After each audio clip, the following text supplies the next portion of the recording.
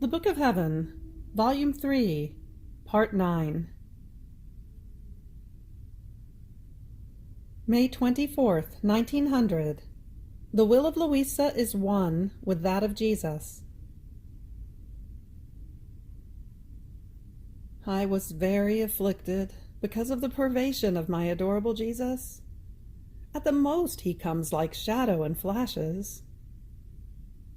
I really feel I cannot go on any more if he wants to continue further. So, as I was at the summit of my affliction, he made himself seen for a little while, all tired, as though in need of refreshment. And throwing his arms around my neck, he told me, "My beloved, bring me some flowers and surround me completely, for I feel I am languishing with love.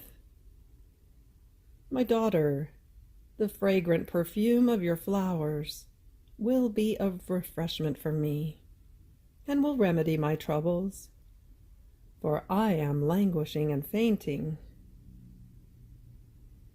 Immediately I added, "And you, my beloved Jesus, give me some fruits, because idleness and scarce suffering increase my languishing so much that I faint, to the point of feeling myself dying.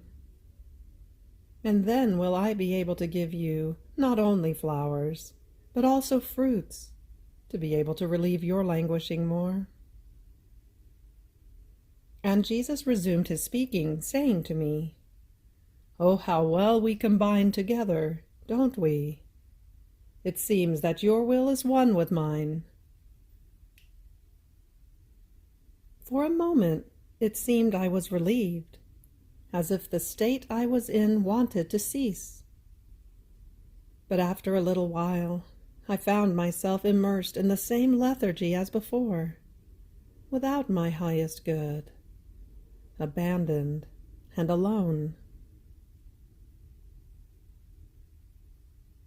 May 27th, 1900. The love of God and grace penetrate into the most intimate parts of man.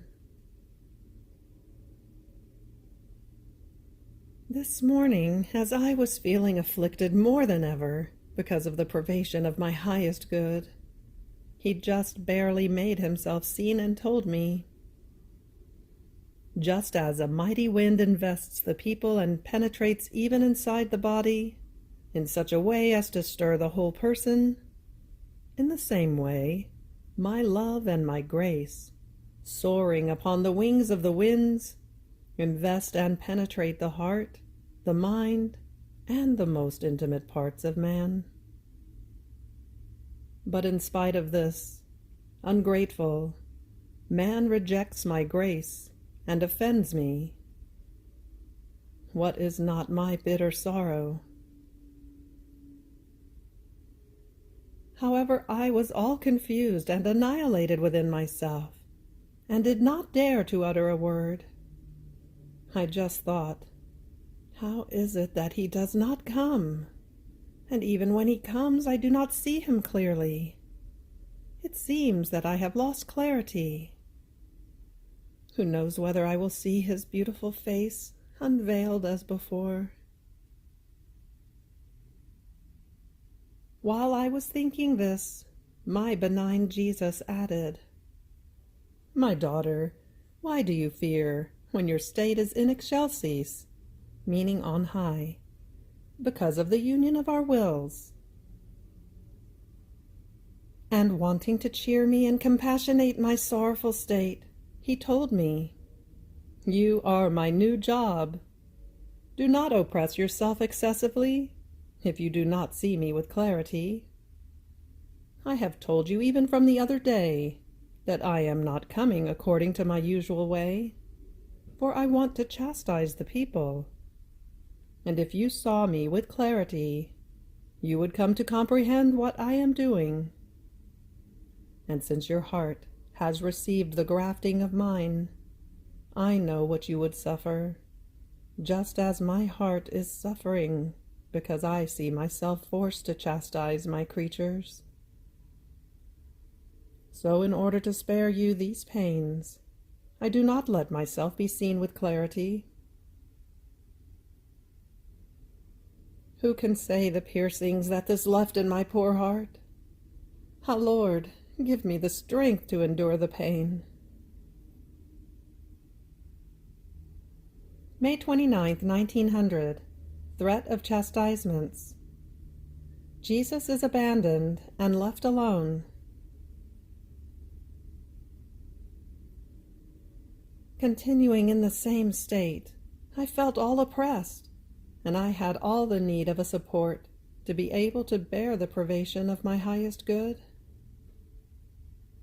Having compassion for me, blessed Jesus showed his face from within my heart for a few minutes, but not with clarity. And letting me hear his most gentle voice, he told me, "Courage, my daughter, just a little longer. Let me finish chastising, for afterwards I will come as before." While he was saying this, in my mind I said, "What are the chastisements that you have started to send?" And he added, "The continued rain that is pouring is more than hail, and will bring sad consequences over the people." Having said this, he disappeared, and I found myself outside of myself, inside a garden. From there inside, one could see crops and vineyards withered, and within myself I kept saying, "Poor people, poor people, how shall they go on?" While I was saying this, a little boy appeared in that garden, crying and screaming so loud as to deafen heaven and earth. But no one had compassion for him, though everyone could hear him crying so hard. They would not bother with him, and would leave him abandoned and alone. A thought flashed through me. Who knows whether it is Jesus? But I was not sure about it. So drawing near him, I said, "What is it that you are crying, dear child?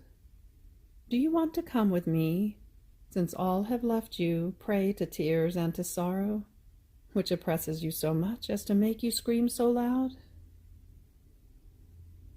But no way. Who could calm him down? He just barely answered with his sobs that yes, he wanted to come. So I took him by the hand to bring him with me, and in the very act I was doing this, I found myself inside myself.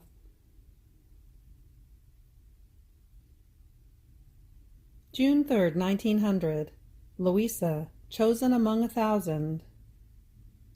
Lack of esteem for others is lack of true humility. This morning, as I was in my usual state, I saw my adorable Jesus for a little while, present inside my heart, sleeping. And his sleep drew my soul to fall asleep together with him, so much so that I felt all my interior powers all asleep, no longer acting. A few times I tried to get out of that sleep, but I could not. Then blessed Jesus woke up for a little while and sent his breath into me 3 times, and it seemed to me that he would remain all absorbed in me.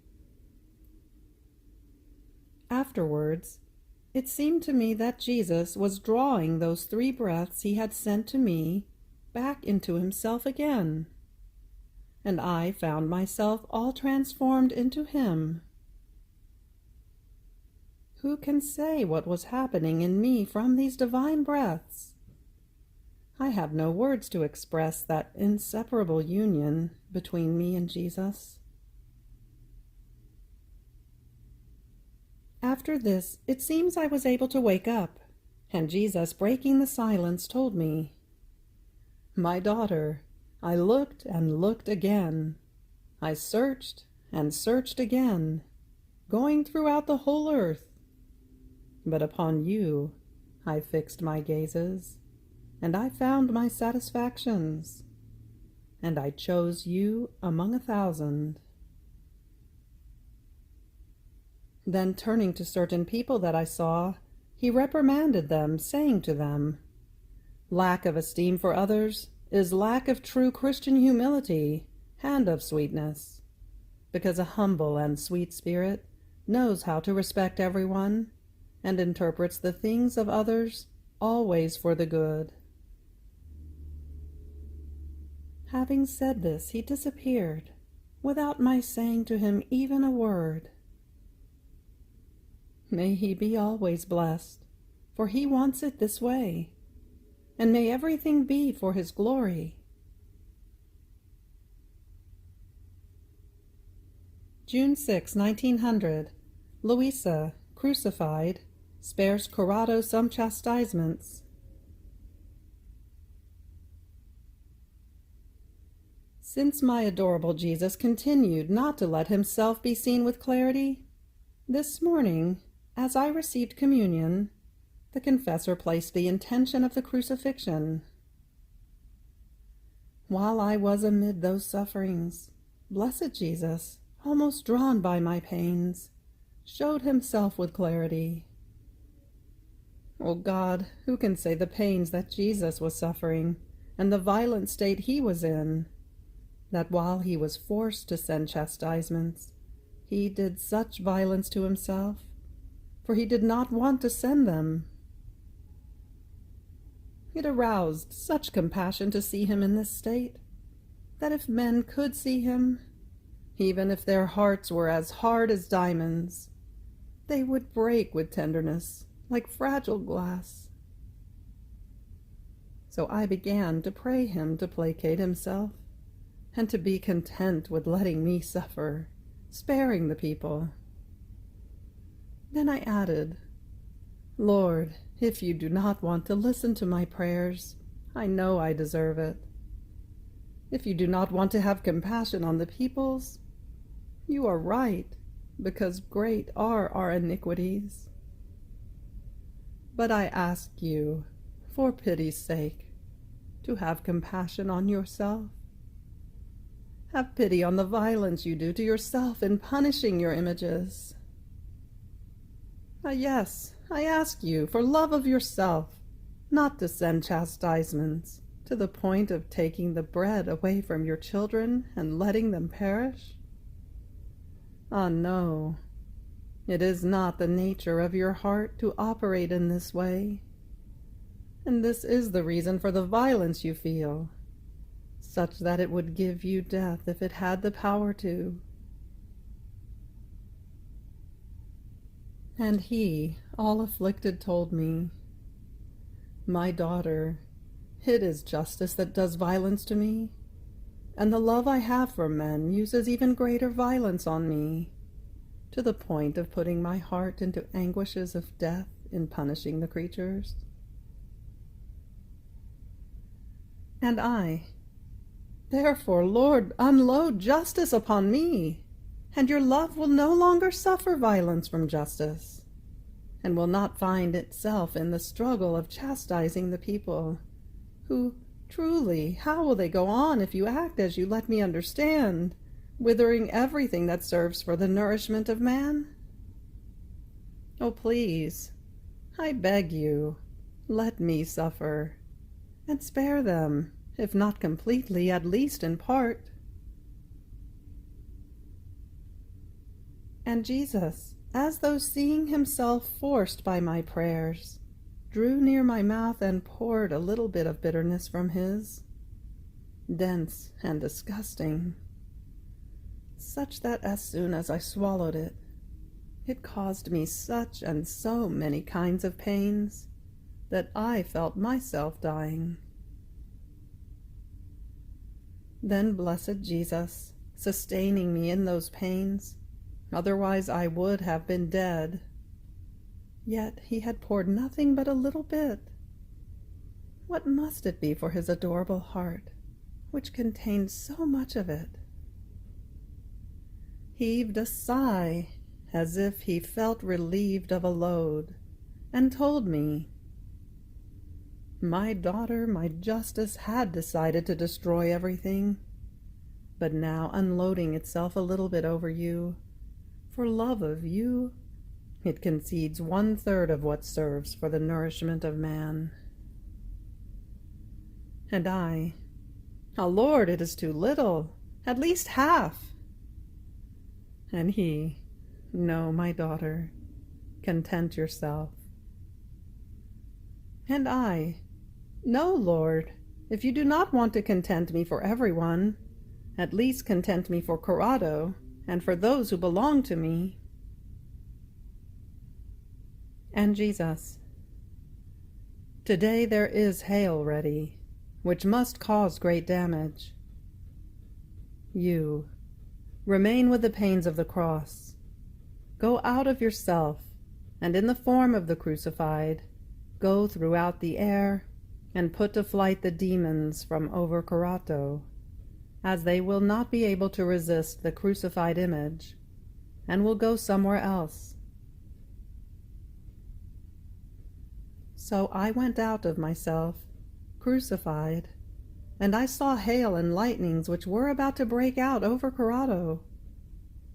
Who can say the fright of the demons, how they took to their heels at the sight of my crucified form, how they bit their fingers out of rage, and reached the point of getting angry with the confessor, who this morning had given me the obedience to suffer the crucifixion. In fact, they could not get angry with me. On the contrary, they were forced to flee from me because of the sign of redemption that they saw. Then, after putting them to flight, I went back into myself, finding myself with a good dose of sufferings. May everything be for the glory of God. June 7th, 1900. Jesus delivers to Luisa the keys of justice and a light to reveal it.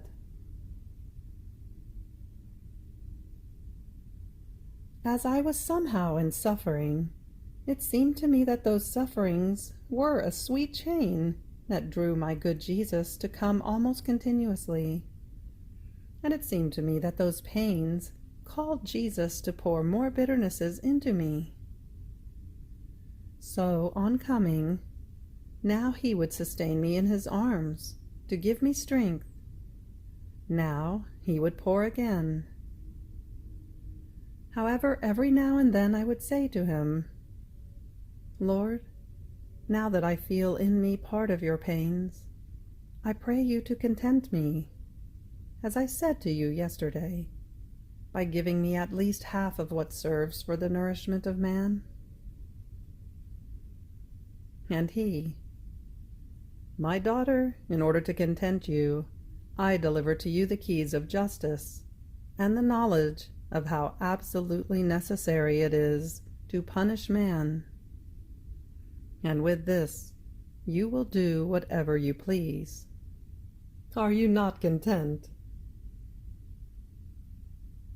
On hearing him say this to me, I was consoled, and I said in my interior, "If it is up to me, I will not chastise anyone at all."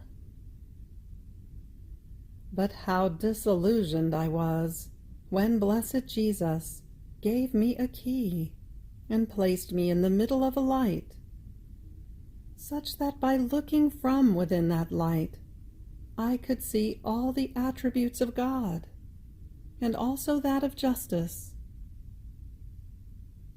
Oh, how everything is orderly in God! And if justice punishes, this is order.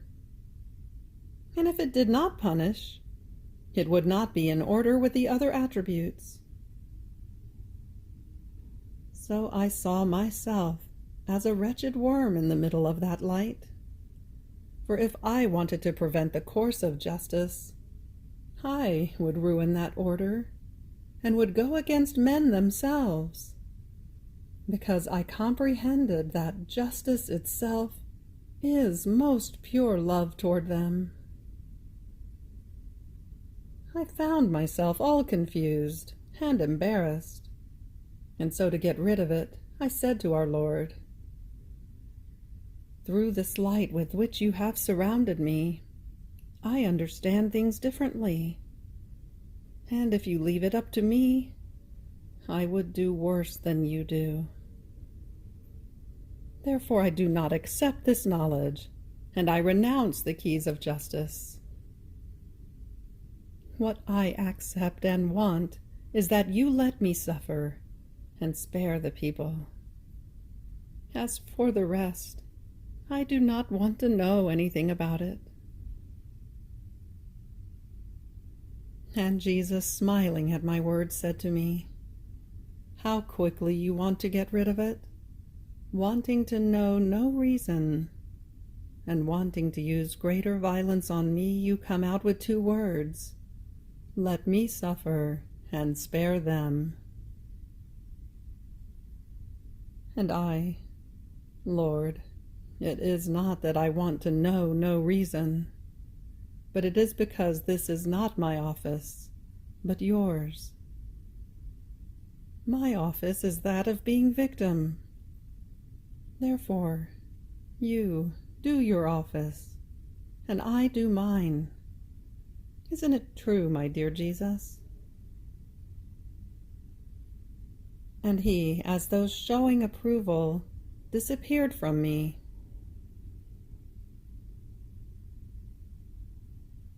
June 10th, 1900. The Office of Victim. Chastisements.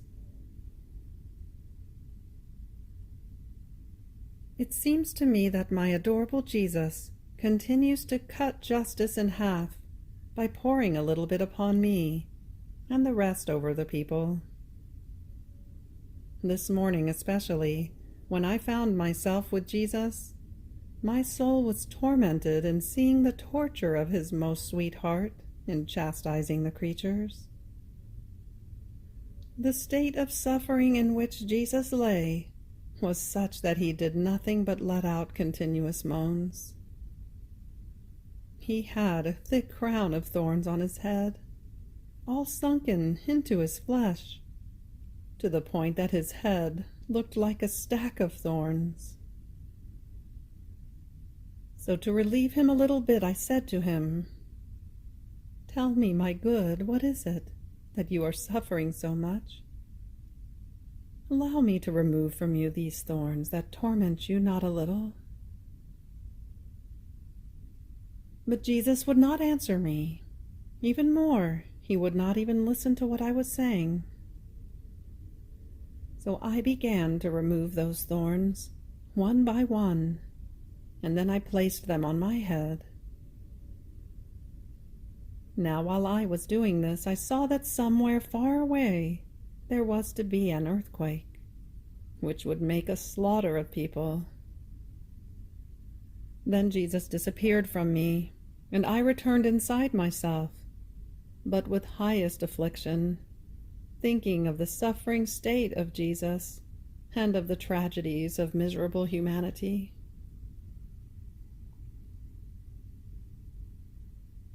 June 12, 1900. Obedience makes her ask Jesus to let her suffer in order to prevent chastisements.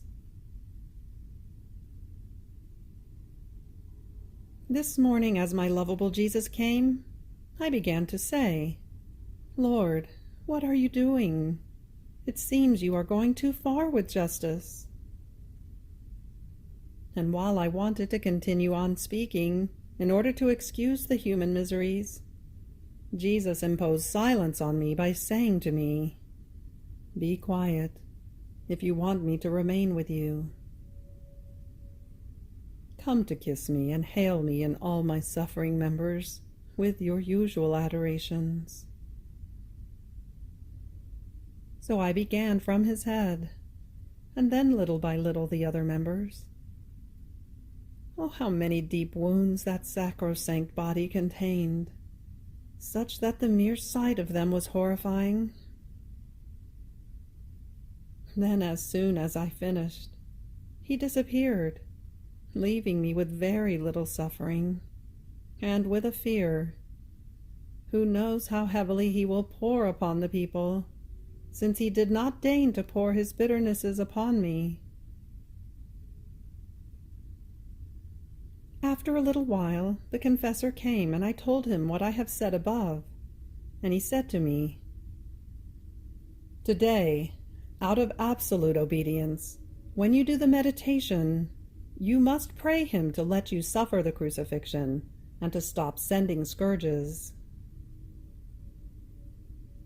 So when I did the meditation, I prayed him according to the obedience received. He just barely made himself seen, but without paying attention to me. On the contrary, he made himself seen, now giving his back to the people, now sleeping so as not to be importuned by me. And I felt myself dying, for he would not care about letting me do the obedience. So I plucked up courage, and placing all my trust in holy obedience, I took him by one arm, and shaking him in order to wake him up, I said to him, "Lord, what are you doing? Is this the love you have for your so favorite virtue of obedience? Are these the praises you have given it so many times? Are these the honors you have lavished on it, to the point of saying that you feel moved and cannot resist the virtue of obedience, and you feel subjugated by the soul who gives herself to this virtue, that now it seems you don't care about letting me obey?" While I was saying this and other things, I would be too long if I wanted to write them, Blessed Jesus stirred himself, and as though struck by a most acute pain, he burst into pouring tears, and sobbing, said, "I too do not want to send scourges, but it is justice that compels me almost by force. But you, with this speaking, want to cut me to the quick, and touch a key too delicate for me, and greatly loved by me, so much so that I wanted no other honor or title but that of obedient. So now, to show you that it is not that I do not care about letting you obey, in spite of the fact that my justice forces me not to do it, I will share with you, in part, the pains of the cross. While doing this, he disappeared from me, leaving me content, for he let me obey, and with a sorrow in my soul, as though I had been the cause that made the Lord cry with my speaking. Ah, Lord, I beg you to forgive me. June 14th, 1900. Effects of the Cross. As I was in quite a bit of suffering, my adorable Jesus, on coming, compassionated me and said to me, "My daughter, what is it that you are suffering so much? Let me relieve you a little bit." So, though Jesus was suffering more than I was, he gave me a kiss, and since he was crucified, he drew me outside of myself and placed my hands in his, my feet in his, while my head was leaning on his head, and his on mine. How content I was finding myself in that position. Though the nails and the thorns of Jesus gave me pains, yet they were pains that gave me joy, because they were suffered for my beloved good. Indeed, I would have wanted them to increase more. Jesus too seemed to be content with me, holding me in that way, drawn to himself. It seemed to me that Jesus was refreshing me, and that I was of refreshment for him. Then, in that position, we went out, and having found the confessor, immediately I prayed him for his needs, and I asked the Lord to deign to allow the confessor to hear how sweet and gentle his voice is.